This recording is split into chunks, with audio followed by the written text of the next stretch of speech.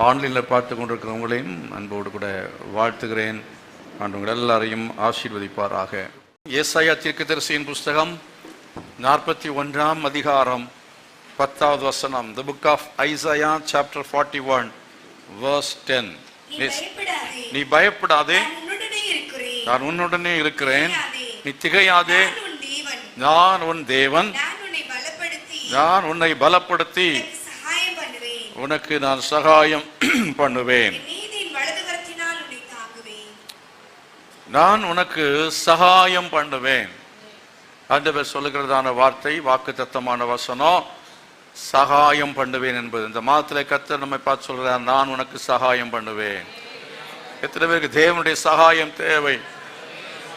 அவரிடத்துல சகாயத்தை பெற்றுக்கொள்ளும்படியாகத்தான் நம்ம எல்லாரும் வந்திருக்கிறோம். கர்த்தர் நமக்கு எதிலெல்லாம் சகாயம் செய்வார் என்று பார்க்கும்போது 103ஆம் சங்கீதத்தில் நீங்கள் கவனித்தால், அவர் செய்த சகல உபகாரங்களை என்ன செய்யாதே, மறவாதே என்று சொல்லி இருக்கிறத பார்க்க முடியும். அக்கிரமங்கள் எல்லாம் மன்னித்து உன் நோய்களை எல்லாம் குணமாக்கி உன் பிராணனை அழிவுக்கு அவர் நீங்கள் ஆக்குகிறவர். அது ஒரு பெரிய சகாயம். கர்த்தரை மையப்படுத்த அல்லேலூயா. அக்கிரமங்கள் எல்லாவற்றையும் மன்னித்து நோய்களை எல்லாம் குணமாக்கி. அப்படின்னா நான் இந்த சர்வ பிரகாரமான நோய்களை மட்டும் அதில் எடுத்துக்கொள்ளவில்லை. சர்வ பிரகாரமான நோய்களையும் அவர் குணமாக்குவதற்கு கர்த்தருடைய சகாயம் தேவை. மருத்துவர்கள் நம்முடைய நோயை குணமாக்குவதற்கு அவர்கள் உதவி செய்கிறார்கள். அவருடைய ஒத்தாசை இல்லாமல் நாம சில சமயத்தில், நம்ம அநேக சமயங்களிலே வியாதியிலிருந்து சுகத்தை பெற முடியாது. ஆகவே மருத்துவருடைய சகாயம் நமக்கு தேவை. மருத்துவர் நமக்கு சகாயம் செய்ய வேண்டும் என்றாலும் ஆண்டவருடைய சகாயம் இல்லாமல் மருத்துவர் சகாயம் பண்ண முடியாது. நல்ல ஒரு ஆஸ்பத்திரியை போய் கண்டுபிடிக்கிறதுங்கிறதே அவருடைய சகாயம் தேவை. தவறான டாக்டர்கிட்ட போய் சேர்ந்துட்டோம்னா அவன் காலி பண்ணி போடுவான். அதனால நல்ல போலி டாக்டர் இல்லாமல் நல்ல டாக்டரா இருக்க வேண்டும், சரியான டாக்டரா இருக்க வேண்டும், அனுபவம் உள்ளவங்களா இருக்க வேண்டும். அப்படிப்பட்டவர்கள் கண்டுபிடிக்கணும்னாலே அது கர்த்தருடைய சகாயம் தேவை. அப்போ சுகம் இல்லைன்னா நம்ம என்ன செய்யணும், நேரே பக்கத்தில் எங்கேயாவது ஒரு போர்டு போட்டுக்க போயிடக்கூடாது. ஜெபம் பண்ணணும், ஆண்டவரே நீர் எனக்கு சகாயம் செய்யும், எனக்கு இந்த வியாதியில எனக்கு சுகத்தை தரணும், நீர் எனக்கு உம்முடைய கரத்தினாலே இந்த வியாதி சுகமாகும்படி நீர் ஒரு சகாயத்தை, ஒரு உதவியை செய்தரலும் என்று சொல்லி நம்ம ஜெபம் பண்ணி கேட்கணும். அதுக்கு பிறகு ஆஸ்பத்திரிக்கு போறதா இருந்தா, ஆண்டவரே நான் எந்த ஆஸ்பத்திரிக்கு போனோம், எந்த டாக்டரை பார்க்கட்டும் அப்படின்னு சொல்லி ஆண்டவர்கிட்ட ஜெபம் பண்ணி விட்டு ஆஸ்பத்திரியை தேடுனீங்கன்னா கர்த்தர் சரியா எங்களை நேரான பாதையில் நடத்துவார். தவறான இடத்துக்கு என்ன செய்ய மாட்டார், தேவன் நடத்த மாட்டார். ஆகவே உங்கள் அநேகர் வியாதி பிரச்சனை உங்களுக்கு இருக்கும்னா அந்த வியாதி பிரச்சனையில கர்த்தருடைய சகாயம் உண்டாகும். அல்லேலூயா. இங்கேயே சபைக்கு வரும் பொழுதே உங்களுக்கு கர்த்தர் சகாயம் செய்வார். அநேக வியாதிகளுக்கு காரணம் என்ன தெரியுமா? அநேக வியாதிகளுக்கு காரணம் நம்முடைய கவலை தான், நம்முடைய டிப்ரெஷன், மன அழுத்தம். யாராவது திட்டாங்க, இல்லை மனமுறிவுகள், இதெல்லாம் ஒரு அழுத்தும் போது பாருங்க, பிள்ளைங்க சில டைம்ல காதல் பண்ணி வீட்டிலிருந்து ஓடி போயிடுவாங்க. அந்த தகப்பனோ தாயோ 2-3 வருஷம் செத்து போயிடுவாங்க. ஒன்றில் ஹார்ட் அட்டாக் செத்து போறதை பார்க்குறோம், இல்லைன்னா கேன்சர் செத்து போறதை பார்க்குறோம். கேன்சர் வர்றதுக்கு காரணத்தில் ஒன்று என்னன்னா மனதில் உண்டாகிறதான அந்த மாற்றங்கள் தான். அது உங்களுடைய ஹார்மோன்ஸை எல்லாத்தையும் பாதிக்கும். இந்த மனசை நம்ம சரியா வச்சுக்கணும். அல்லேலூயா. என்ன பிரச்சனை வந்தாலும் சரி, மனசை நம்ம சரியா ஸ்ட்ராங்கா வைத்து கொள்ள வேண்டியது அவசியமாக இருக்கிறது. கரங்களை வைத்து கர்த்தரை மகிமைப்படுத்துவோமா? ஆகவே நமக்கு பல நிலைமைகளிலே நமக்கு போராட்டங்கள் வரும், பல நிலைமைகளில் நமக்கு பிரச்சனைகள், போராட்டங்கள் நமக்கு வரும். அவ எல்லாவற்றிலையும் நம்ம ஜெயத்தை பெற வேண்டியது அவசியம். ஒவ்வொரு நாளும் நமக்கு ஏதாவது ஒரு சர்ற பாதிப்பு வரும். அதெல்லாம் நமக்கு வர யுத்தம்தான். திடீர்னு சொல்லி ஏதாவது ஒரு கைவலி வந்துடுது, இல்லைன்னா மூட்டு வலி வந்துடும், இல்லை தலைவலி வந்துடும், இல்லைன்னா காது வலி வந்துடும்.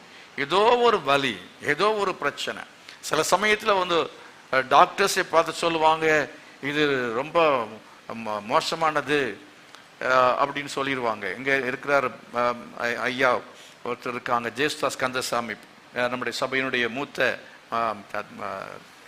விசுவாசி. அவர் எனக்கு ஒரு நாள் ஃபோன் பண்ணி சொன்னார், பாஸ்டர் நாங்கள் ஒரு ஆஸ்பத்திரியில் போய் டெஸ்ட் பண்ணேன், அவங்க சொல்லிட்டாங்க எனக்கு முதுகில் கேன்சர் இருக்குது, நீங்கள் சீக்கிரம் செத்து போயிடுவீங்கன்னு சொல்லிட்டாங்க அப்படின்னு சொன்னார். சொல்லிட்டு அழுதார். சரி, இப்போ ஜெபம் பண்ணேன். ஜெபம் பண்ணிட்டு விட்டுட்டோம். அவரும் விசுவாசமாக ஜெபம் பண்ணீங்க. சொல்லி எத்தனை வருஷம் ஆச்சு? 2 வருஷமா 3 வருஷமா? 2 வருஷம் இருக்கும். 2 வருஷத்துக்கு முன்னால் சொன்னார். அதுக்கு பிறகு பார்த்தா ஒன்றுமே இல்லை. கர்த்தர் முற்றிலுமா சுகமாக்கி இப்போ நல்லா தான் இருக்கிறேன். 84 வயசுன்னு நினைக்கிறேன். 80க்கு மேலாச்சு இல்லை? 80 84 வயசு? 80 தானா? 80 இருந்தாலும் பாருங்க, அவர் கர்த்தர் அவரை உயிரோடு வைத்திருக்கிறார். வந்து ஆராதனையில் அவர் உட்கார்ந்துருக்கிறத பாருங்க. கர்த்தரை மகிமைப்படுத்துவோம். ஹல்லேலூயா. அது எவ்வளவு கூடிய வியாதியா இருந்தா கூட டாக்டர்ஸ் ஒன்று சொல்லுவாங்க, ஆனா கர்த்தர் நம்முடைய சகாயர். எத்தனை பேர் விசுவாசிக்கிறீங்க? சில காரியங்கள் நம்ம கேட்கிற சமயத்துல, சில சமயத்துல என்னன்னா நம்ம தொண்டை வலி எடுத்துச்சு, 2-3 நாள் தொண்டை வலியா இருந்ததுன்னா கேன்சரா இருக்குமோ அப்படின்னு ஒரு பயம் என்ன செய்யுது வந்துடுது. தொடர்ந்து தலை வலிச்சுக்கிட்டே இருந்ததுன்னா ஒருவேளை தலைக்குள்ளால ஒருவேளை கட்டி இருக்குமோ அப்படின்னு சொல்லி ஒரு பயம் என்ன செஞ்சிடும் வந்துடும். வயிறு வலிச்ச உடனே வயிற்றுல கேன்சரா இருக்குமோ அப்படின்னு வருதா இல்லையா? எதா இருந்தாலும் உடனே ஒரு பயம். ஆனால் தான் ஆண்டவர் சொல்றார், நீ பயப்படாத. ஹல்லேலூயா. முதல்ல செய்ய வேண்டியது என்னது? பயத்துக்கு நம்ம இடம் கொடுக்கவே கூடாது. கை வைத்து கேளுங்க, ஆண்டவரே என்ன சூழ்நிலை இருந்தாலும் என்ன செய்யக்கூடாதுன்னா, நான் பயப்படக்கூடாது ஆண்டவரே, நான் பயப்படக்கூடாது, நான் தைரியமா இருக்கத்தக்க கிருபை செய்வீராக, தைரியமா இருக்க கிருபை செய்வீராக. பயம் வந்ததுனாலே ஹார்ட் அட்டாக் கூட வந்துடும். உண்மையில சொல்றேன், பயம், பதஷ்டம், டென்ஷன் அதெல்லாம் வர்றவங்களுக்கு ஹார்ட் அட்டாக் உடனே என்ன செய்யும்? நல்லா டாக்டர்கிட்ட போய் பார்த்துருப்பாங்க, கொலஸ்ட்ரால் இல்லை, எல்லாம் நல்லா தான் இருக்குன்னு டாக்டர் சொல்லியிருப்பாங்க, ஏற்கனவே நல்லா மெயின்டைன் பண்ணியிருப்பாங்க. திடீர்னு ஒரு சூழ்நிலையில ஒரு பயம், ஒரு பதஷ்டம், ஒரு டென்ஷன், அப்படி ஹார்ட் போயிடும். அப்படின்னால எந்த வந்தாலும் சரி, முதல்ல கண்ட்ரோல் பண்ண வேண்டியது தெரியுமா? நம்மளை தான் நம்ம கண்ட்ரோல் பண்ணணும். கர்த்தருக்கு ஸ்தோத்திரம். நம்ம எமோஷன் நம்ம என்ன செய்யணும்? கண்ட்ரோல் பண்ணணும். பயத்துக்கு இடம் கொடுக்கவே கூடாது. ஆண்டவர் சமூகத்தில் எல்லாரும் என்ன செய்யுங்க, கேளுங்க, ஆண்டவரே நான் பயப்படக்கூடாது, நான் பயப்படக்கூடாது, எது இருந்தாலும் நான் பயப்படக்கூடாது அப்படின்னு பயத்தை பிசாசு கொண்டு வருவான். அதுக்கு நம்ம இடம் கொடுக்காதபடிக்கு நம்ம என்ன செய்யணும்? தைரியமா இருக்கத்தக்கதா கிருபை செய்வாராக. நம்ம தைரியப்படுத்துவது யார் தெரியுமா? பரிசுத்த ஆவியானவர். சத்துரு வெள்ளம் போல வரும்போது ஆவியானவர் அவனுக்கு விரோதமா என்ன செய்வார்? ஒடியேற்றுவார். அது வியாதியின் மூலமா பிசாசு நமக்கு வந்து தாக்கலாம். இல்லை என்று சொன்னால் வேற ஏதோ ஒரு பிரச்சனை, யாரோ ஒருத்தர் சும்மா வழியில போறவனே நம்ம திட்டிட்டு போயிடுவான். நம்ம ஒழுங்கா தான் வண்டியை ஓட்டிட்டு போவோம், அவன் வந்து இடிச்சிட்டு என்ன செய்வான்? பிரச்சனை பண்ணிட்டு இருப்பான். ஒரு நாள் இந்த பக்கமா ரொம்ப வருஷத்துக்கு முன்னாடி நான் தான் கார் ஓட்டியிருந்தேன். ஒரு பழைய அந்த மாடல் ஃபியட் கார் இப்போ கிடையாது. அப்போ நான் 2வது வாங்கின கார் அது. நான் சொல்கிறேன் பிஃபோர் 2000, 2000க்கு முன்பதாக ஓட்டிட்டு வர சமயத்தில் இன்னொருத்தன் வந்து ஒரு டெம்போவில் ஒரு லோடு வண்டி இடிச்சிட்டு போயிட்டான். அப்போது நான் உடனே நமக்கு தெரிந்த போலீஸ் அதிகாரி அவருக்கு ஃபோன் பண்ணேன். அவருக்கு ஃபோன் பண்ண உடனே, பாஸ்டர் நீங்கள் அங்கே இருங்க நான் வர்றேன்ட்டார். அவர் டவுனில் ஸ்டேஷனில் இருந்தார். அதாவது இவங்கிட்ட அவன்கிட்ட பேசிகிட்டு இருக்கும் பொழுதே இவர் கால் பண்ண பாருங்க, அவன் ஓடி போயிட்டான். அதுக்கு பிறகு இந்த போலீஸ் அதிகாரி என்ன அழகாபுரம் போலீஸ் ஸ்டேஷனில் வர சொல்லிட்டு அவனை பிடிச்சி கொண்டு வந்தாங்க. அதுக்கு பிறகு அங்கே பேசி யார் என்ன செய்யணுமோ அதை அவங்க முறைப்படி செஞ்சாங்க, ஸ்டேஷனில் செஞ்சாங்க. செஞ்சுட்டு அவர் வீட்டுக்கு வந்தார். வீட்டுக்கு வந்து சொன்னார், அதே ட்ரெஸ்ஸில் வந்தார். வந்து சொன்னார், பாஸ்டர் நீங்கள் அங்கே நிற்கும்போது உங்கள் கூட ஆண்டவர் நிற்கிறத நான் பார்த்தேன்னாரு, இயேசு கிறிஸ்துவை நான் பார்த்தேன் அப்படின்னாரு. பாருங்க, ஒரு பிரச்சனை வரும்போது கர்த்தர் நம்ம கூடவே இருக்கிறார். கரங்களை கர்த்தர் மகிமைப்படுத்தும். ஹல்லேலூயா. அதை சொல்றதுக்காகவே வீட்டுக்கு வந்திருக்கிறார். ஆகவே அந்த விதமா கர்த்தர் நம்மோடு கூட இருக்கும் பொழுது ஒரு காரியத்துல, நம்ம ஒரு பிரச்சனையில என்னன்னா ஆண்டவர் அவர் என்ன விதமான உதவி செய்யணுமோ அதை சரியாக அவர் செய்வார். சத்தமாண்டவர் மகிமைப்படுதாலோயா. அதனால நம்ம என்ன செய்ய வேண்டும்ங்கிற சீக்கிரமா நம்ம பார்த்து முடிக்க போறோம். பிரச்சனைகள் வரும், அது வியாதி பிரச்சனையா இருக்கலாம், பல விதமான தாக்குதல் நமக்கு வரும். வாசியுங்கள், நீங்கள் வேதத்துல ஆதியாகமத்தின் புஸ்தகத்தை எடுத்துக்கொள்ளுங்கள். ஆதியாகமத்தின் புஸ்தகத்துல 15ஆம் அதிகாரம் 1வது வசனம். ஆதியாகமம் 15:1. இந்த காரியங்கள் நடந்த பின்பு. அப்போ சில காரியங்கள், இந்த காரியங்கள் சொல்ல என்ன காரியம் அப்படின்னு நம்ம பார்க்கணும். நம்ம என்ன செய்ய மாட்டோம், அதை பார்க்க மாட்டோம். கீழே இருக்கிற அடுத்த வசனத்தை பார்த்துருவோம். இந்த காரியங்கள், அது என்ன காரியம் எடுத்துட்டு போட்டு நமக்கு என்ன அப்படின்னு அது புரிந்து கொள்ள வேண்டும். மேலே இந்த காரியங்கள் எந்த காரியம். அப்போ ஆபிரகாமுக்கு நடந்த காரியங்கள், எந்த காரியம் நடந்தது? 14ஆம் அதிகாரத்துல வாசிக்கும் பொழுது அங்கே 5 ராஜாக்கள் 4 ராஜாக்களோடு சண்டை போட்டார்கள். 5 ராஜாக்கள் 4 ராஜாக்களோடு சண்டை அப்படின்னு சொன்னா, அமெரிக்கா கூட்டணிக்கும் கூட்டணி நாடுகளுக்கும், ரஷ்யா கூட்டணி நாடுகளுக்கும், சோவியத் ரஷ்யா கூட்டணி நாடுகளுக்கும் சேர்ந்து யுத்தம் நடந்தா அதுக்கு பேர் என்ன? உலக மகா யுத்தம். அதுக்கு பேர் என்ன? உலக மகா யுத்தம். அப்போ அன்றைக்கே அப்படிப்பட்ட பெரிய பெரிய யுத்தங்கள் நடந்திருக்கிறது. சும்மா ஏதோ சண்டை போட்டாங்க நினைச்சுக்காதுங்க, பெரிய யுத்தம். இன்றைக்கு நடக்கிறது நவீன யுத்த தளவாடங்களை உபயோகப்படுத்தி செய்கிறார்கள். அன்றைக்கு அந்த மாதிரி இல்லாம அன்றைக்கு இருந்து தானே யுத்த கருவிகளை வைத்து அவர்கள் யுத்தம் செய்திருக்கிறார்கள். அப்ப அவ்வளவு ஒரு சூழ்நிலை, பயங்கரமான ஒரு யுத்த சூழ்நிலை. இப்ப இஸ்ரவேலுக்கு இருக்கிற பிரச்சனை என்ன? ஒரு பெரிய பிரச்சனை இல்லையா? இஸ்ரவேலை எல்லா பக்கத்திலும் தாக்குறாங்க. பல நாடுகள் சேர்ந்து இவர்களை என்ன செய்கிறார்கள்? தாக்கி கொண்டிருக்கிறார்கள். இப்ப அதை நினைக்கும் பொழுது இப்போ என்ன, உங்களுக்கு ஒரு விஷயத்தை நான் சொல்றேன். என்னன்னா, இப்போ அந்த பிராந்தியத்துள்ள பல நாடுகள் யுத்தத்தில் கலந்து இருக்கிறார்கள். ஈரான் அங்க யுத்தம் செய்யறதுக்கு, ஈரானுடைய யுத்தம் ஆரம்பித்து நடந்து கொண்டிருக்கிறது. ரஷ்யா யுக்ரைனோடு யுத்தம் செய்கிறது. இதே போல என்னன்னா, பல இடங்களிலே ஒவ்வொரு நாடுகளுக்கு நாடுகள் யுத்தம் நடந்து கொண்டே இருக்கிறது. ஒரு பிரச்சனையை முன்னிட்டு இனி அது பெருசா மாறுறதுங்கிறது தான் உலக மகா யுத்தமா வரும். முதல் உலக மகா யுத்தம் அப்படி ஒரு பிரச்சனை, ஒரு புள்ளியிலிருந்து ஆரம்பிக்கிறது, ஒரே விஷயத்திலிருந்து ஆரம்பித்து அந்த சிக்கல் தீர்க்க முடிய இடியாப்ப சிக்கலாகி மாறி இனி ஈகோ இவங்க அவன் அடிக்க அந்த 2 நாடு, அப்புறம் 2 நாடுகளுக்கு 4 கூட்டணி சேர, அப்புறம் அது அப்படியே என்ன செஞ்சிடோம்னா சப்போர்ட்டு, சரி நீ என்னுடைய ஆட்கள் அடிக்க வரையா, அப்ப நான் என்ன செய்யறேன் அப்படின்னு சொல்லி நேச நாடுகள் 2 அணிகளாக உலகம் பிரிந்திருக்கிறது. அமெரிக்க தேசத்துக்கும் நேச நாடுகளும் சேர்ந்து ஒரு அணி. அதே போல இந்த வெஸ்டர்ன் கண்ட்ரிஸ் எல்லாம் ஒரு அணி. அதே போல ரஷ்யாவும், அதே போல வடகொரியா, சைனா, இந்த மாதிரி அவள் எல்லாமே அது ஒரு அணியாக இருக்கிறாங்க. அதோட சேர்ந்து பல நாடுகள் இருக்கிறார்கள். ஆகவே இனி இந்த இஸ்ரவேல் பிரச்சனையில என்னன்னா, ஒரு சிறந்த ஒரு நிபுணர் ஒருவர் சொல்லுகிறார், புகழ்பெற்ற ஒருவர், சரியா கணிக்கிறவர். அவர் சொல்லி இருக்கிற காரியம் என்னவென்றால், இப்பொழுதே துவங்கி விட்டதுன்னு சொல்லுகிறார். இப்பொழுதே 3ஆம் உலக மகா யுத்தம் துவங்கி விட்டதுன்னு சொல்றார். இனி அது எவ்வளவு பயங்கரமா போக போறது தெரியாது. எசேக்கியேல் 38, 39 அதிகாரங்களில் சொல்லி இருக்கிறது நியூக்ளியர் வார்.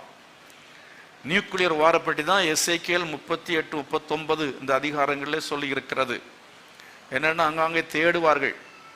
என்னன்னா, எலும்புகளை தேடுவாங்களாம். எங்க எலும்பை பார்த்தா ஒரு அடையாளம் போட்டுட்டு போவார்கள். அதை தேடி அதை புதைக்கிறதுக்கு என்னன்னா, ஆமா பல ஆண்டுகள் ஆகும் அப்படின்னு, வேற யாரும் எடுத்து புதைக்க கூடாது. அந்த எலும்புல அந்த ரேடியேஷன் இருக்கும் அப்படிங்கிறது தான் அப்படி சொல்லப்பட்டிருக்கிறது.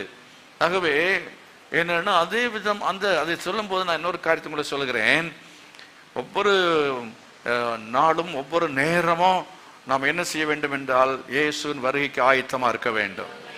3ஆம் உலக மகா யுத்தம் வருகிறது என்றால், அந்த யுத்தத்துக்கு பிறகு அடுத்தது என்ன நடக்கும்னு சொன்னா, ஐநாவை இழுத்து மூடியாச்சுப்போம்.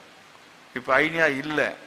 ஐக்கிய நாட்டு சபை 2ஆம் உலக யுத்தத்துக்கு பிறகு உலகத்தின் சமாதானத்துக்காக ஏற்படுத்தப்பட்ட அமைப்பு, அது செயல்படாமல் முற்றிலும் போய்விட்டது. ஆகவே இனி யாரும் யுத்தங்களை தடுக்க முடியாது. தடுக்கிறதுக்கு சமாதான பேச்சுவார்த்தைக்கு யாருமே கிடையாது. இந்த யுத்தம் வந்த பிற்பாடு அதற்கு பிறகு என்னன்னா இன்னொரு ஐநா வரும். இன்னொரு ஐநாங்கிறது என்னன்னா அது வேறு ஒரு அமைப்பாக இருக்கு. அதுதான் அந்தி கிறிஸ்துவினுடைய ஆட்சி. அந்தி கிறிஸ்து உலகத்தில் உலகமெல்லாம் ஒரு குடையின் கீழ், one world order, one world order. இப்போவே நீங்க இந்த வார்த்தை கேட்டிருப்பீங்க. உலகமெல்லாம் ஒரே ஆட்சியின் கீழே வரப்போகிறது. உலகமெல்லாம் ஒரே ஆட்சியின் கீழே வரப்போகிறது. அப்படி வரும்போது அது ஆட்சி செய்கிறவனுக்கு பேர் தான் ஆன்டி கிறிஸ்து, எதிர் கிறிஸ்து, கிறிஸ்துவுக்கு எதிராய் காரியங்களை செய்கிறவன். அப்படி அவன் வரும்போது அந்த ஆட்சி அவன் வருகிறதுக்கு முன்பதாகவே இயேசு கிறிஸ்து சபையை எடுத்துக்கொள்வார் என்பதுதான் வேதத்தில் சொல்லி இருக்கிற சத்தியம்.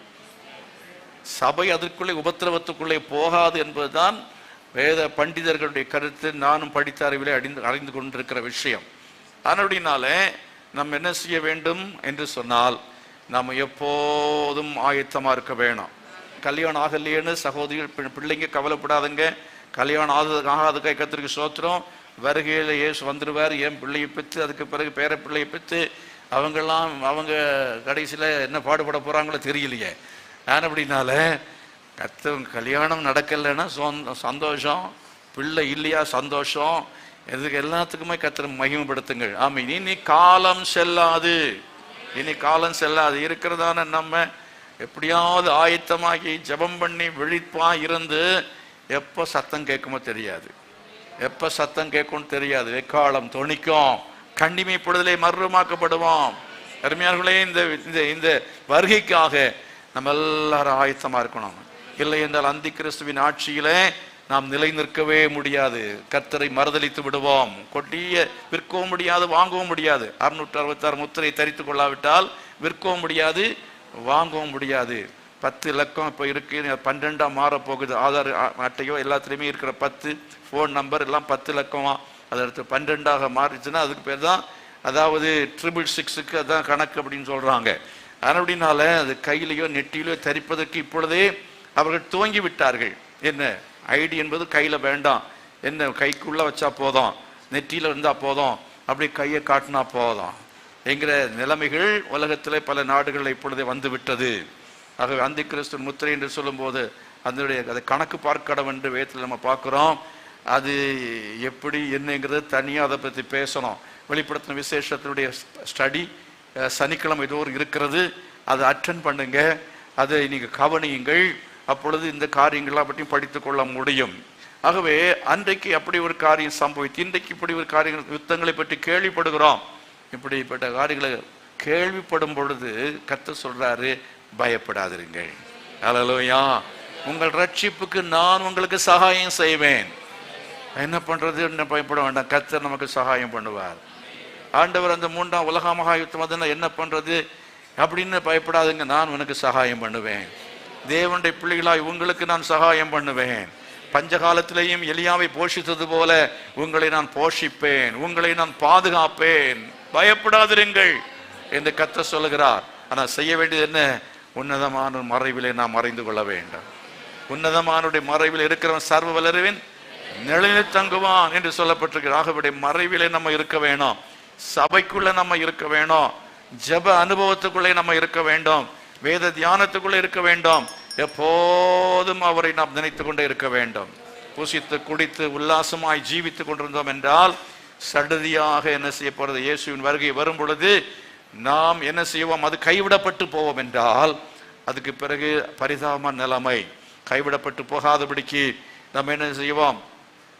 இந்த கண்டதையும் பார்த்து கண்டதையும் கேட்டு சும்மா இதை விளையாட்டுத்தனமாக நம்ம கிறிஸ்தவ ஜீவித்தை எடுத்துக்கொண்டு ஏதோ சடங்காச்சாரமா சபைக்கு வந்து கொண்டு நம்ம ஜீவிக்காதபடிக்கு, இல்லைன்னா சோர்ந்து போனவளாய் ஜீவிக்காதபடிக்கு, அதைரியப்பட்டு போனவளாய் ஜீவிக்காதபடிக்கு, அந்த பிரச்சனை இந்த பிரச்சனை எல்லாத்தையும் தூக்கி தலையில போட்டுட்டு நம்ம ஜெபத்தை விட்டுறக்கூடாது, வேத வாசிப்பு விட்டுறக்கூடாது, சபையை விட்டுறக்கூடாது, ஊழியத்தை விட்டுறக்கூடாது.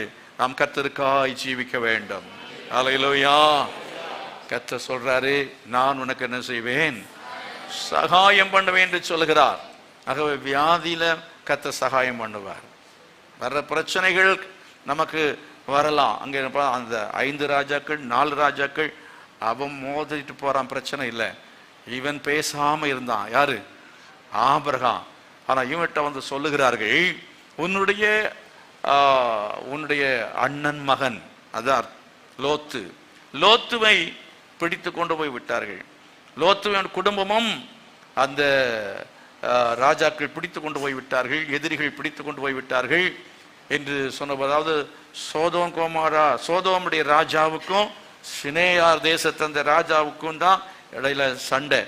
அப்போ அந்த சோதோங்கோமில் குடியிருந்தான் லோத்து குடியிருந்தவனை அவன் என்ன செய்தான், பிடித்து கொண்டு போய் விட்டார்கள். யுத்தம் செய்து அவங்க ஜெயித்த பொழுது, சோதோமின் ராஜா தோற்கடிக்கப்பட்ட பொழுது, தோற்கடிக்கப்பட்ட ராஜாவுடைய தேசத்திலிருந்தான அநேக மக்களையும் பொருளையும் கொண்டு போய் விட்டார்கள். இது லோத்துவையும் மனைவி பிள்ளைகளையும் கொண்டு போய் விட்டார்கள். அப்படி கொண்டு போய் விட்ட போது ஒருவன் வந்து சொல்லுகிறான், லோத்துவை பிடித்து கொண்டு போய் விட்டார்கள் என்று சொன்ன உடனே இவன் மனதில் அது ஒரு பெரிய ஒரு பாரம், ஒரு பெரிய அழுத்தம். அதாவது இவனுக்கு ஒரு புதுசா ஒரு தலைவலி வந்திருக்கிறது. சும்மா இருக்கும்போது திடீர்னு பாருங்க, உங்களுக்கு ஒரு செய்தி, ஒரு பேட் நியூஸ் வருது. அப்ப அந்த பேட் நியூஸ் சொல்லும் போது சில சமயத்துல இப்ப நம்ம பிள்ளைகளுக்கு வர ஒரு காரியமா இருக்கலாம். போன இடத்துல வந்து அவன் பிள்ளைகள் யாராவது பிடிச்சி வச்சிருக்காங்க, இல்லை ஏதோ ஒண்ணு அப்படின்னு கேள்விப்படுறீங்கன்னா மனம் பதறி ஓடி போவீங்க இல்லையா? ஆனா இங்க அப்படின்னா இவனுக்கு வந்து பிரச்சனை இப்ப என்னன்னா, அண்ணன் மகன் லோத்து கூடவே இருந்தவன் தான். இவன் சொல்லு பேச்சு கேட்காதவன், இவன் சரியா தரிசனம் இல்லாதவன், இவன் என்ன இவன்கிட்ட சண்டை போட்டு கொண்டு போனவன்.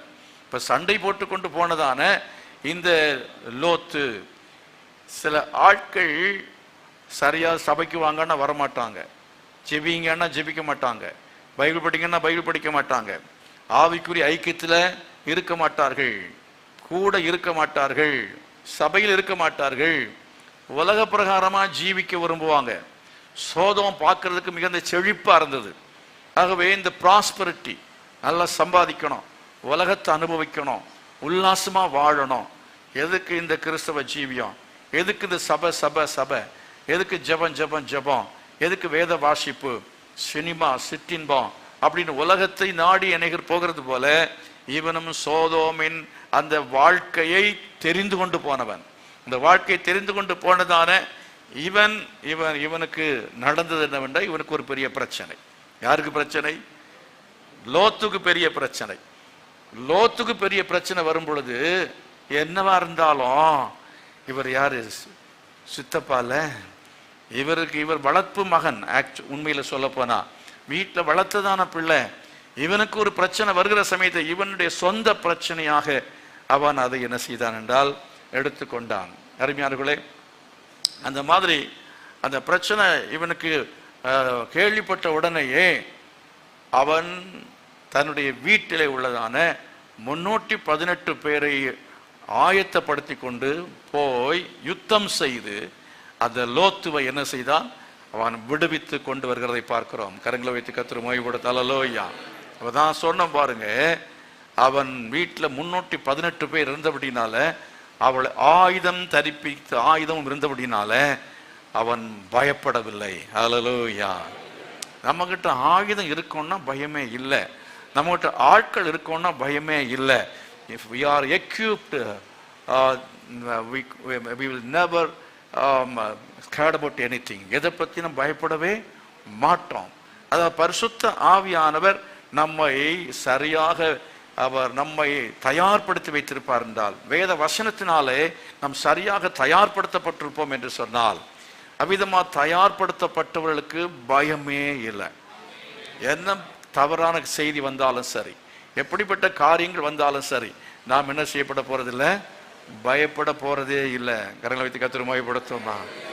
காலையில் எழும்பி ஜெபம் பண்ணுவது நம்மை தயார்படுத்துவது, தினந்தோறும் வேத புத்தகத்தை வாசிப்பது நம்மை தயார்படுத்திக் கொள்வது, ஒவ்வொரு நாளும் பரிசுத்த ஆவியில துதிப்பது, மகிமைப்படுத்தி ஆவியில் நிரம்பி அந்நிய பாஷையில பேசுவது என்பது நம்மை தயார்படுத்திக் கொள்வது, வாரந்தோறும் ஞாயிற்றுக்கிழமை ஆலயத்துக்கு வருவது என்பது நாம் தயார்படுத்திக் கொள்வது, அவ்விதமாய் நம்ம எல்லா நிலைமையிலையும் தயார்படுத்தப்பட்டவர்களாக நாம் இருப்போம் என்று சொன்னால், எதிரி எந்த விதமான காரியங்களை நமக்கு கொண்டு வந்தாலும் சரி, எப்படிப்பட்ட பிரச்சனை நமக்கு வந்தாலும் சரி, எப்படிப்பட்ட பிரச்சனையை நம்ம ஃபேஸ் பண்ண வேண்டி வந்தாலும் சரி, எப்படிப்பட்ட சூழ்நிலைகள் வந்தாலும் நாம் பயப்படவே மாட்டோம். நான் எதிர்கொள்ள முடியும்னு சொல்லணும். ஹல்லேலூயா. சில காரியத்தை நம்ம ஃபேஸ் பண்ண வேண்டியது உண்டு, சிலதை பேசாமல் இருக்க வேண்டியது உண்டு. ஆனால் இவனால பேசாமல் இருக்க முடியாது, இவன் ஃபேஸ் பண்ணி தான் ஆகணும். ஆகவே உங்களுக்கு ஒரு பிரச்சனை வரும் பொழுது நீங்கள் சில சமயத்தில் என்ன செய்யணும்? நமக்கு தேவையில்லை, நமக்கு தேவையில்லாத காரியத்தை நம்ம என்ன செய்யலாம்? ஒதுங்கிக்கலான்னு பேசாமல் ஒதுங்கி இருக்க வேண்டிய காரியங்கள் உண்டு. ஆனால் சில காரியங்கள் நீங்கள் தலை போட்டு தான் ஆகணும். ஒரு அப்பா மக்களுக்கு பிரச்சனை வந்தால் அப்பா தானே போய் தலை போடணும் இல்லையா? ஆகவே அந்த விதத்தில் நம்ம என்ன செய்ய வேண்டும் என்று சொன்னால், நாம் எதற்கும், அதாவது அப்படிப்பட்டதான சூழ்நிலைகள் வரும் பொழுது கர்த்தர் கூட இருக்கிறார் என்கிற தைரியத்தோடு கூட நாம் செயல்படுவோம் என்று சொன்னால், நிச்சயமாகவே கர்த்தர் நமக்கு சகாயம் பண்ணுவார். நியாயமான காரியம், ஒரு பிரச்சனையில் நம்ம நிச்சயமா அந்த காரியத்தில் நம்ம தலை போட்டு தான் ஆகணும், நம்ம அந்த காரியத்தில் நம்ம ஏதாவது செய்து தான் ஆக வேணும். அப்படி என்றால் அதை சால்வ் பண்ணுவதற்கான ஞானத்தை கர்த்தர் உங்களுக்கு தருவார், கிருபையை தருவார், பலனை தருவார். அவர் கூட இருக்கும் பொழுது இவைகளெல்லாம் உங்களுக்கு கிடைக்கும். கரங்களை கொட்டி கர்த்தர் மகிமைப்படுத்த. ஹல்லேலூயா. எந்த பிரச்சனை சால்வ் பண்ணப்பட முடியாத பிரச்சனையா இருக்கிறது, அப்படிப்பட்ட பிரச்சனைகளோடு வந்திருந்தா உங்களுக்கு சொல்கிறேன், ஆபிரகாமுடைய வாழ்க்கையை நம்ம உடையவர்களாக இருப்போம் என்றால், ஆபிரகாமுடைய வாழ்க்கை என்று சொல்லும் பொழுது வேகமாய் சொல்லி நான் நிறைவு செய்ய வேண்டும்.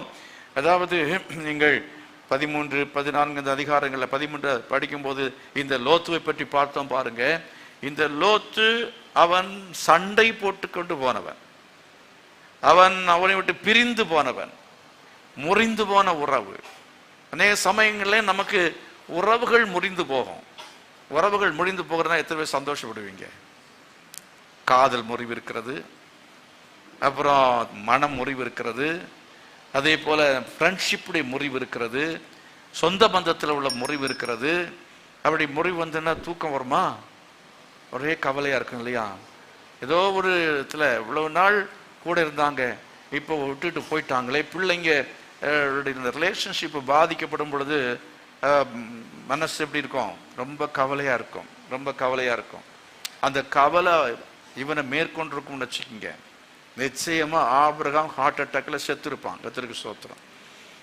ஆகவே யார் பிரிந்து போனாலும் சரி, யார் இல்லாமல் போனாலும் சரி, எந்த உறவுகள் இல்லாமல் போனாலும் சரி, கணவனை விட்டுட்டு போனாலும் சரி, மனைவியை விட்டுட்டு போனாலும் சரி, பிள்ளைகளை விட்டுட்டு போனாலும் சரி, நீங்க பாருங்க அந்த 15ஆம் அதிகாரம் 2ஆம் வசனத்தை படிச்சீங்கன்னு சொன்னா 15:1 சொல்ற, பயப்படாதே, நான் உனக்கு கேடகமும் மகாபெரிய பலனுமா இருக்கிறேன் என்று சொன்னதான ஆண்டவர் அவர் சொல்லி முடிச்சிட்டார். இவன் கேட்கிற கேள்வியை பாருங்க, அடுத்த வசனம் பாருங்க. அதற்கு ஆபிரகாம், அடியனுக்கு என்ன தருவீர்? நான் பிள்ளை இல்லாம, அவன் கவலை அதுதான். இப்ப என்ன, லோத்து போயிட்டான், அவன் திரும்ப அவனோட உறவு எனக்கு இல்லை. அவனை நான் மீட்டு கொண்டு வந்தாலும், அவன் மீட்டவையெல்லாம் கொடுத்தாலும், அவன் இருக்கிறது எங்கே? சோதோமில் இருக்கிறான். எனக்கு பிள்ளை இல்லையே.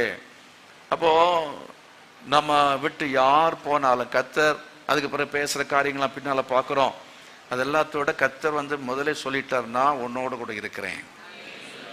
உன் மகனை விட, உன் லோத்தை விட நான் எத்தனை 1000 மடங்கு நான் உனக்கு உதவி செய்கிறவன், நான் உனக்கு ஒத்தாசை செய்கிறவன். கர்த்தர் சொன்னார். அதுக்கு முந்தின அதிகாரங்களில் 13 நினைக்கிறேன், நீங்க படிக்கிற சமயத்துல 15ஆம் அதிகாரம் 15ஆம் வசனத்துல நீங்க படிக்கிற சமயத்துல என்ன சொல்றார் பாருங்க, நீ முதிர் வயதில மரணம் அடைவாய். ஆமா, உனக்கு மரணம் வரையிலையும் நான் உன்னை நடத்துவேன். நீ மரண காலத்துல எனக்கு யார் கஞ்சி ஊத்துவான்னு பார்த்துட்டு இருக்கியே, மரண காலத்துல யார் என்ன சப்போர்ட் பண்ண பார்த்துட்டு இருக்கியே, பயப்படாதே, நான் உன்னோடு கூட இருக்கிறேன். கரங்களை வைத்து கர்த்தர் மகிமைப்பட. அல்லேலூயா. எல்லாருக்கும் பயம் அதுதானே, எனக்கு யார் ஒத்தாசை செய்வான்? கண்ணு தெரியுது, இப்போ காது கேட்குது, ஒரு நாள் கண்ணு தெரியாது, காது கேட்காம போச்சுதுன்னா, நடக்க முடியாம போச்சுதுன்னா எந்த பிள்ளை பார்ப்பான்? அவன் பார்ப்பானா? இவன் பார்ப்பானா? இல்லை, ஒன்றும் நம்புறதுக்கு இல்லை. கர்த்தர் சொல்ல, பயப்படாதே, நான் அவனுக்கு கேடகமும் மகாபெரிய பலனுமா இருக்கிறேன். கரங்களை சேர்த்து கர்த்தர் மகிமைப்படுத்துவோமா? ஐயோ, பேங்க்ல பணம் இல்லையே, ஒன்றும் இல்லையே, நான் எப்படி கடைசி காலத்தில் எனக்கு பென்ஷன் இல்லை, ஒன்றும் இல்லை, எப்படி எனக்கு சாப்பாடு? என்ன? கர்த்தர் சொல்றாரு, நான் உனக்கு துணை நிற்கிறேன். ஹல்லேலூயா. நான் உன்னை வழி நடத்துவேன். மரணம் முதிர் வயதிலும் நான் உன்னை என்ன செய்ய மாட்டேன், கைவிட மாட்டேன், தள்ளி விடாமல் இருப்பேன் என்று கர்த்தர் அவனுக்கு சொன்னார். காரணம் என்ன தெரியுமா? இருதயத்தின் தூய்மை. அவனுக்கு கசப்பு இல்லை. அவன் விட்டுட்டு ஓடி போனாலும் கவலைப்படவில்லை, பயப்படவில்லை, கசப்பு அவனுக்குள்ள இல்லை. அவன் மனதையும் இருதயத்தையும் தூய்மையா வைத்து கொண்டான். மனதில் ஒரு தெளிச்சலோட இருங்க. கவலைக்கு இடம் கொடுக்க வேண்டாம், பயத்துக்கு இடம் கொடுக்க வேண்டாம். அதே மாதிரி இருதயத்தையும் சுத்தமா வைத்துக் கொள்ளுங்கள். போயிட்டானே போயிட்டானேன்னு சொல்லி அவன் மேல கசப்பு வேண்டாம், சண்டை போட்டுட்டானேன்னு கசப்பு வேண்டாம். அந்த லோத்துவை குறித்து அவன் கசப்பு வைக்காமல் உதவி வந்தபோது போய் அதை செய்யும்படியாய் புறப்பட்டு போனான் பாருங்க. அது நல்ல உள்ளந்தானே. அவன் நாசமாவானாகன்னு சொல்லி அன்னைக்கு அவன் நாசம் போட்டுட்டு அவன் சாவை எதிர்பார்த்து இருந்திருப்பான்னு சொன்னா, அவன் பிடிக்கப்பட்டு போன போது நான் ஜெபம் பண்ண, எனக்கு விரோதமா அவன் சண்டை போட்டான் பார், இப்ப கர்த்தர் அவன் சரியா நியாயம் தீர்த்தான்னு சொல்லி அவன் உட்கார்ந்து இருந்திருப்பான். அப்படி செய்யாதபடிக்கு என்னன்னா போய் உதவி செய்யும்படி போனான் என்றால் நல்ல உள்ளம். எத்தனை நல்ல உள்ளம் இருக்கு? எத்தனை பிராட் மைண்ட் இருக்கு? சிலருக்கு பிராட் மைண்ட், நேரோ மைண்டு தான் இருக்கும். ஆண்ட கேளுங்க, ஆண்டவர் ஒரு பிராட் மைண்டை தாங்கப்பா, ஒரு நல்ல இருதயத்தை தாங்க ஆண்டவரே. நான் கசப்பு வைக்கக்கூடாது, வைராக்கியம் வைக்கக்கூடாது ஆண்டவரே, குரோதம் வைக்கக்கூடாது ஆண்டவரே. சுத்த இருதயத்தை எனக்கு சிருஷ்டியும் என்று சொல்லி கேளுங்க. சுத்த இருதயம் உங்களுக்கு இருக்கும் என்றால் கர்த்தர் உங்களுக்கு கடைசி வரை சகாயராயிருப்பார். கடைசி வரை சகாயராயிருப்பார். எத்தனை பேர் விசுவாசிக்கிறீங்க? ஹல்லேலூயா. இது மட்டும் இல்லை, இன்னும் ஆதியாகமம் 14ஆம் அதிகாரத்தில் 20, 21, 22 இந்த வசனங்களை படிக்கிற சமயத்தில் அங்கே யுத்தம் செய்து மீட்டு கொண்டு வந்த பிற்பாடு மெல்கிசேதேக்கு என்கிற ஆசாரியன் வந்து அவரை சந்திக்கிறான். அவன் என்ன செய்தான் என்று சொன்னால், இந்த ஆபிரகாம் இந்த மெல்கிசேதேக்கு தசமபாகம் கொடுத்தான் என்று சொல்லப்பட்டிருக்கிறது. கொள்ளையடித்து கொண்டு வந்ததான பொருட்களிலே 10ல் 1 அவன் என்ன செய்தான்? தசமபாகம் கொடுத்தான். அதாவது ஆபிரகாமை மெல்கிசேதேக்கு சந்தித்து அப்பமும் ரசம் என்ன செய்தான்? கொடுத்தான் என்று சொல்லி பார்க்கிறோம். அப்படின்னா யுத்தம் முடிந்த அன்றைக்கு இவன் அங்கே போகவில்லை, பாஸ்டர் வீட்டுக்கு வந்தார். கர்த்தருக்கு ஸ்தோத்திரம். பாஸ்டர் வந்து அவர் அப்பம் அங்கே ஒரு பந்தி ஆராதனை நடத்துறாரு. அங்கே தசமபாகத்தை இவன் கொடுத்தான். அன்றைக்கு உள்ள கதை அப்படி. இன்றைக்கு என்ன செய்யணும்? நீங்க ஆண்டவர் ஒரு உபகாரம் செய்தாருன்னா கர்த்தர் செய்த உபகாரத்துக்கு என்னத்தை செலுத்துவேன் அப்படின்னு ரட்சிப்பின் பாத்திரத்தை எடுத்துக்கொண்டு கர்த்தர் என்ன செய்வேன்? தொழுதுகொள்வேன் என்று சொல்லி ஆலயத்துக்கு வரணும். ஆலயத்துக்கு வரணும். ஆலயத்துக்கு வந்து அப்பத்தையும் ரசத்தையும் வாங்கணும். ஹல்லேலூயா. அப்பமும் ரசமும் வாங்கணும். வாங்கிட்டு அடுத்த மாசம் மறுபடியும் அதுக்காக வரணும். இடையில வரவே கூடாது. அப்புறம் தசமபாகமும் கொடுக்க கூடாது. இங்க என்ன செய்தான் இவன்? எப்போதுமே தொழுது கொள்ளுகிறவன், தொழுது கொள்ளுகிறவன். அவன் கர்த்தரை அவன் தவறாமல் தொழுது கொள்ளுகிறவன். அப்படிப்பட்ட ஆபிரகாமு கர்த்தர் சகாயம் பண்ணுகிறவராயிருந்தார். அவன் பலிபீடத்தை மறக்காதவன், கர்த்தர் அவனுக்கு சகாயம் பண்ணுகிறவராயிருந்தார். அது மாத்திரமல்ல, அவன் 10ல் 1 அதாவது தசம பாகத்தை மெல்கிசேதேக்கு என்ன செய்தான்? கொடுத்தான் என்று சொல்லி பார்க்கிறோம். அதே போல தவறாய் கிடைத்த அந்த பொருட்கள் எல்லாவற்றையும் திரும்ப கொடுத்து அனுப்பிவிட்டான். இங்க இருக்கிறவனுக்கு உங்க மகனுக்காக வரதட்சணை வாங்கியிருப்பீங்கன்னா பொண்ணு வீட்டுல இருந்து கொண்டு வந்ததான கட்டில், பீரோ எல்லாத்தையும் நீங்க போகும்போது ஒரு லாரி பிடிச்சிட்டு போய் அதுல ஏத்தி அந்த அந்த பொண்ணு வீட்டில் அனுப்பிடணும். கர்த்தருக்கு ஸ்தோத்திரம். அது ஒரு ஒரு ஒரு என்னது, எந்த பொருள் கூட வீட்டில் ஒரு கரண்டி கூட இருக்கக்கூடாது. கர்த்தருக்கு ஸ்தோத்திரம். எல்லாத்தையும் கொடுத்தீங்கன்னா கர்த்தர் உங்களுக்கு சகாயராக இருப்பார். உங்களுக்கு பணத்தை வரும்பொழுது கர்த்தர் சகாயராக இருப்பார். யாரையும் நம்பி தவறான விதத்தில் நீங்கள் வாங்க வேண்டிய அவசியமே இல்லை. கொள்ளை பொருளினாலே உங்கள் வீட்டை நிரப்பவே வேண்டாம். கொள்ளை பொருள் உங்களுக்கு தேவையே இல்லை. ஆகவே பொருள் ஆசை, கையை சுத்தமாக வச்சுக்கணும், உள்ளத்தை சுத்தமாக வச்சுக்கணும். ரெண்டாவது, கை ரொம்ப சுத்தமாக இருக்கணும். எத்தனை பேர் கை சுத்தமாக வைக்க விரும்புகிறீங்க? லஞ்சம் வாங்க மாட்டேன், கலப்படம் பண்ண மாட்டேன், தவறாக பணம் சம்பாதிக்க மாட்டேன், நான் நியாயமாக பணத்தை சம்பாதிப்பேன் அப்படின்னா கர்த்தர் எவ்வளவு சூழ்நிலை வந்தாலும் கர்த்தர் உங்களுக்கு சகாயம் பண்ணுவார். கர்த்தர் உங்களை கைவிடவே மாட்டார். சமயம் இல்லாதனால நான் இதில் நிறுத்த விரும்புகிறேன். எல்லாரும் தேவ சமூகத்தை எழுப்பி நிற்போம். கைகளை வைத்து கேளுங்க, ஆண்டவரே என்னுடைய கை சுத்தமாக இருக்கணும்னு சொல்லி கைகளை உயர்த்தி ஆண்டு எல்லாரும் ஜெபம் பண்ணி கேளுங்க. ஆண்டு இந்த கை நான் சுத்தமாக வைத்து கொள்ள வேண்டும். ஓ ஹல்லேலூயா. என்னுடைய கை சுத்தமாக இருக்கணும்னு சொல்லி விரும்புகிறேன்ப்பா. என் கைகள் ஆண்டவரே சுத்தமாக இருக்கணும். ஆண்டவரே என் கைகளை கத்தாவே ஆண்டவரே நான் சுத்தமாக வைத்து கொள்ளணும். Oh hallelujah. Glory glory glory glory to God. எந்த பொருள் உங்களுடைய வீட்டில் கொள்ளை பொருளாய் கொள்ளையடித்த பொருள் இருக்கும் என்று சொன்னால், தவறாய் சம்பாதித்த பொருள் இருக்கும் என்று சொன்னால், அதை திரும்ப கொடுத்து விடும்படியாய் கர்த்தருடைய ஆவியானவர் பேசி கொண்டிருக்கிறார். அதே போல நீங்கள் பொருள், அதாவது தவறாக உங்க வீட்டில் தசோபாகத்தையோ நீங்கள் எதை வைத்திருந்தாலும் சரி, கர்த்தர் கொடுக்காமல் இருக்கிறவைகள், அவைகளை நீங்கள் என்ன செய்ய வேண்டும் என்றால், ஆண்டவருக்கு கொடுக்காம வச்சிருக்கிறத இன்றைக்கு கொடுத்து விடும்படியாய் கர்த்தருடைய ஆவியானவர் சொல்லுகிறார். ஓ ஹல்லேலூயா. Glory to God. கர்த்தர் தாமே உங்கள் கைகளை சுத்தப்படுத்துவாராக, உங்க உள்ளங்களை கர்த்தர் சுத்தப்படுத்துவாராக.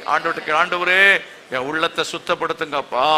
யார் மேலேயும் வைராக்கியம் இருக்கக்கூடாது, யார் மேலேயும் ஆண்டவரே எனக்கு வஞ்சகம் இருக்கக்கூடாது, யார் மேலேயும் நான் கபடாக நினைக்கக்கூடாது. ஓ எனக்கு உதவி செய்யும் என்று தேவ சமூகத்தில் கேளுங்க. என் உள்ளத்தை கழுவுங்க, என் கையை கழுவுங்க ஆண்டவரே. ஸ்தோத்திரம் ஸ்தோத்திரம் ஸ்தோத்திரம் ஸ்தோத்திரம். எனக்கு உதவி செய்யும். அது மாத்திரமல்ல, இந்த ஆபிரகாம் ஈசாக்கோடும் யாக்கோபோடும் கூடாரங்களில் கூடியிருந்தான், அசைவில்லாத ராஜ்யத்துக்காய் காத்திருந்தான் என்று சொல்லப்பட்டிருக்கிறது. அவன் பரதேசியாய் அவன் ஜீவித்துக் கொண்டிருந்தான். ஏனென்று சொன்னால் இயேசுவின் வருகைக்காக அவன் ஆவலோடு காத்திருந்தான். கையை வைத்து கேளுங்க, ஆண்டவரே இந்த உலகத்தில் ஆண்டவர் உள்ளதான காரியங்கள் நிலையற்ற காரியங்கள், இந்த உலகத்தை அனுபவிக்கணும்னு சொல்லி உலக பற்றுள்ளவனாய் ஜீவிக்காதபடி, உலகத்தின் பற்று பாசமெல்லாம் பற்றி உதறி தள்ளிவிட்டு, இயேசுவே உம்முடைய வருகைக்காக நான் ஆயத்தமா இருக்க, உமக்காக நான் பரிசுத்தமா என்னை காத்துக்கொண்டு எப்போதும் விழிப்பா இருக்க, ஆயத்தமா இருக்க, எதிர்நோக்கி இருக்க எனக்கு உதவி செய்யும் என்று சொல்லி தேவ சமூகத்துல கேளுங்க. யாரெல்லாம் கர்த்தருடைய வருகைக்காக ஆயத்தமா இருக்கிறார்களோ, இந்த உலகத்தை அவர்கள் உலகத்தை ஒரு குப்பையாய் நினைத்து, உலகத்தை அனுபவிப்பதை வெறுத்து விட்டுவிட்டு, உலகத்தின் பாவங்களை வெறுத்து விட்டுவிட்டு, உலகத்தின் ஆசாபாசங்களை வெறுத்து தள்ளிவிட்டு, உலகத்தின் ஆடம்பரங்களை தள்ளி வெறுத்துவிட்டு, உலகத்தின் சிற்றின்பங்களை வெறுத்தவர்களாய் எப்போதும் கர்த்தர் மேல பற்றுதலாய் இருப்பார் என்று சொன்னால், அவருடைய வருகை எதிர்நோக்கி இருக்கிற கர்த்தருடைய பிள்ளைகளுடைய வாழ்க்கையில கர்த்தர் தம்முடைய வருகையிலும் அவர் சகாயம் செய்வார். அவளை கைவிடவே மாட்டார். கரங்களை கொட்டி கர்த்தரை மகிமைப்படுத்துங்க. கர்த்தர் தம்முடைய வருகையிலே அவர் உங்களுக்கு சகாயராய் இருப்பார். உங்களை அவர் கைவிட மாட்டார். Thank you Jesus. தகப்பனே, நம்முடைய சமூகத்தில் எங்கள் கரங்களை உயர்த்தி எங்களின் ஆத்துமாவை உயர்த்தினவர்களாய் நாங்கள் எங்களை ஒப்பு கொடுக்கிறோம். எங்களை பரிசுத்தப்படுத்தும், எங்களை பரிசுத்தப்படுத்துவீராக, உம்முடைய வருகைக்கு ஆயத்தப்படுத்துவீராக. உம்முடைய சகாயத்தை கர்த்தாவே நாங்கள் தேடி வந்திருக்கிறோம்.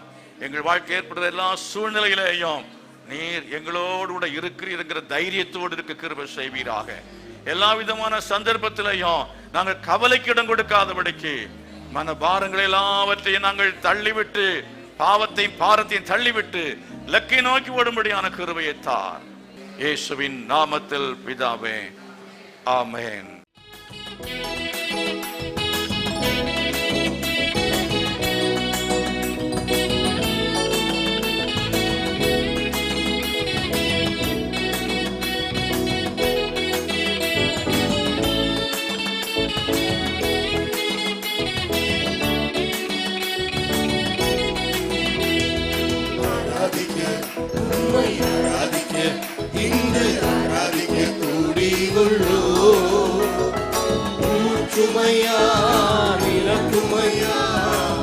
உன்னத பரலோக அபிஷேகத்தால் நிரப்புமையா, உன்னத பரலோக அபிஷேகத்தால் உன்னத உன்னதரே உம்மை ஆராதிப்போம், உயர்ந்தவரே உம்மை ஆராதிப்போம், வல்லவரே உம்மை ஆராதிப்போம், வழிகாட்டியே உம்மை ஆராதிப்போம்.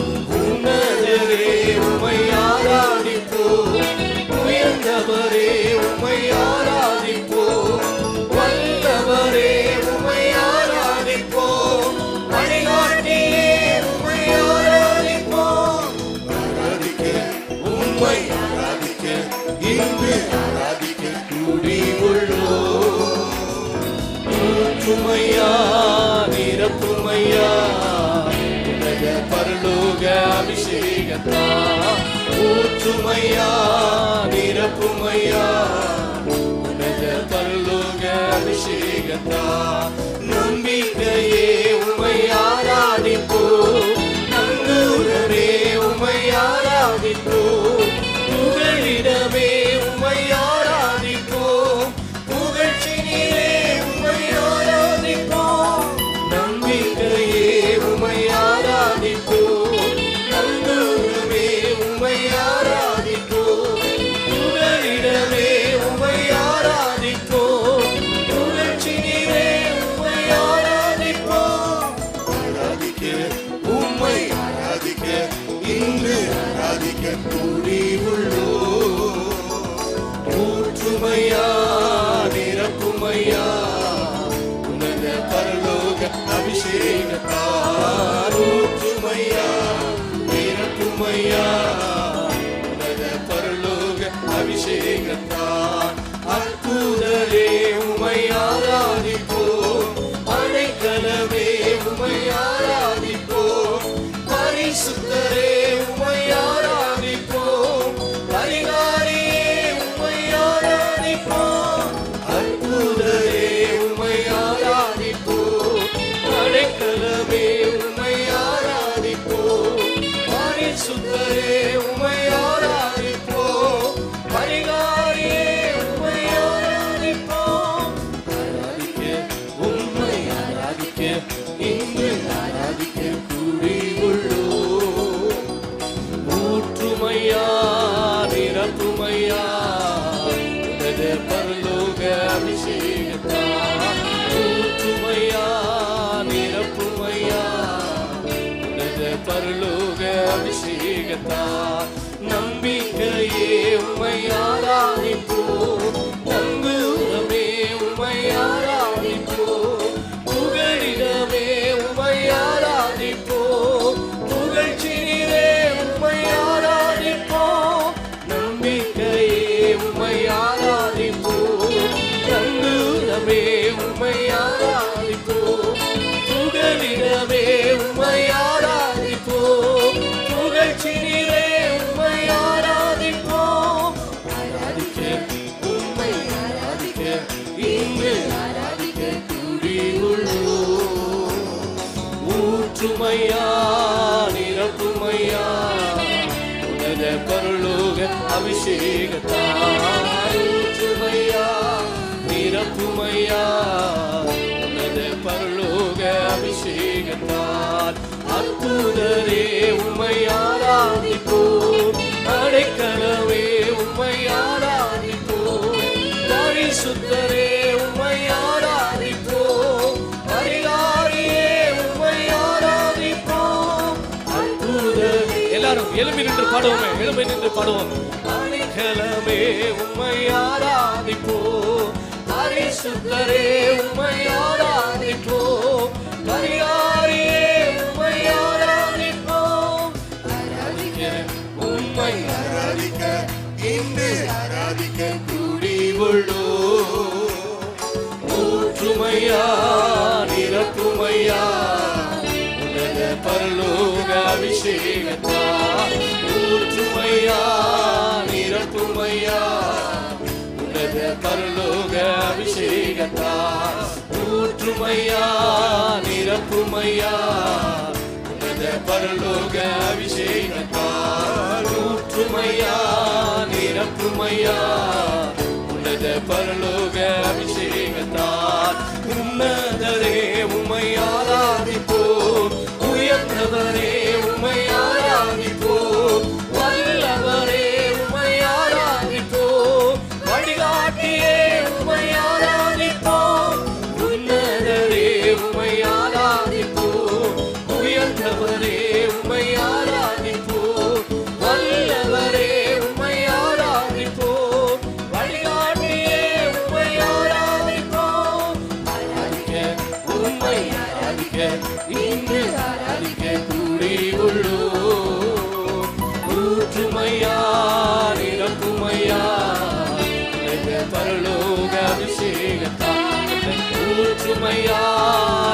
நிரப்புமையா உனது பரலோக அபிஷேகத்தால் ஊற்றுமையா நிரப்புமையா உனது பரலோக அபிஷேகத்தால் ஊற்றுமையா நிரப்புமையா உனது பரலோக அபிஷேகத்தால் ஊற்றும் ஆண்டவரே. இந்த வேளையிலே ஒவ்வொரு மேலும் பரிசுத்த ஆவியினுடைய வல்லமை உம்முடைய வல்லமை ஆண்டவரே ஆதி நூற்றாண்டிலே இறங்கி வந்த தேவ மகிமை அந்த அபிஷேகம் அந்த அபிஷேகத்தின் வல்லமை இப்பொழுதே ஒவ்வொரு மேலும் ஊற்றப்படுவதாக. கட்டுகளை உடைக்கிற தேவ வல்லமை, வியாதிகளை நீக்குகிற தேவ வல்லமை, சோர்வுகளை நீக்குகிற தேவ வல்லமை, ஆமென், பிசாசுகளை துரத்துகிற வல்லமை இப்பொழுதே உம்முடைய மகிமையின் பிரசன்னம் ஒவ்வொருவரும் ஊற்றப்படுவதாக. ஊற்றுமையா நிரப்புமையா உனது பரலோக அபிஷேகத்தா. நல்ல கரங்களை தட்டி ஹல்லேலூயா. ஓ உம்முடைய மகிமை மகிமை மகிமை மகிமை. நல்ல கரங்களை தட்டி சொல்லுங்க ஹல்லேலூயா. ஓ உம்முடைய மகிமையின் பிரசன்னம் ஆண்டவரே எங்கள் நடுவில் நீர் ஊற்றிக் கொண்டிருக்கிறதற்காய் நன்றி நன்றி நன்றி நன்றி ஆண்டவரே. ஓ உமக்கு ஸ்தோத்திரம் ஸ்தோத்திரம் ஸ்தோத்திரம் ஸ்தோத்திரம் ஸ்தோத்திரம் ஸ்தோத்திரம் ஆண்டவரே. எல்லா கர்த்தர் ஸ்தோத்திரம். ஹல்லேலூயா. தகப்பனே, இந்த மாதம் முழுவதும் இவர்களுக்கு கர்த்தர் நன்மைகள் உண்டாகட்டும், ஆசீர்வாதங்கள் உண்டாகட்டும். கர்த்தர் தாமே இவர்களை நடத்துவீராக. ஒவ்வொரு நாட்களும் சந்தோஷமாக இருக்க, சமாதானமான நாட்களாக இருக்க தேவன் கிருபை செய்ய வேண்டும் என்று ஜெபிக்கிறேன். புதிய நன்மையால நிரப்புங்க, புதிய அபிஷேகத்தை கொடுங்க கர்த்தாவே. இந்த நாள் வரையிலையும் இருந்தது போல் அல்ல, ஒரு புதிய அனுபவங்கள் உண்டாகட்டும், புதிய ஆசீர்வாதங்கள் கிடைக்கட்டும். கர்த்தாவே, தேவையோடு வந்த ஒவ்வொருவருக்காக ஜெபிக்கிறேன். கர்த்தர் தேவைகளை சந்திப்பீராக. ஓ ஹல்லேலூயா. வியாதியோடு வந்திருக்கிறதான புதிய நபர்களை கர்த்தர் சந்திங்க ஆண்டவரே. பிரச்சனையோடு வந்திருக்கிற ஒவ்வொருவரையும் சந்திக்கும்படியாய் ஜெபிக்கிறேன். ஆசீர்வதித்து அனுப்பும் இயேசுவின் நாமத்தில் பிதாவே, ஆமென். நம்முடைய கர்த்தராய் இருக்கிற இயேசு கிறிஸ்துவின் கிருபையும் பிதாவாகிய தேவனுடைய அன்பும் பரிசுத்த ஆவியானுடைய அந்யோன்யமும் சமாதானம் பாதுகாவலும் நம் அனைவரோடும் சகல பரிசுத்தவான்களோடு கூட இன்னும் இன்றைக்கு நிலைத்திருப்பதாக. ஆமென். God bless you.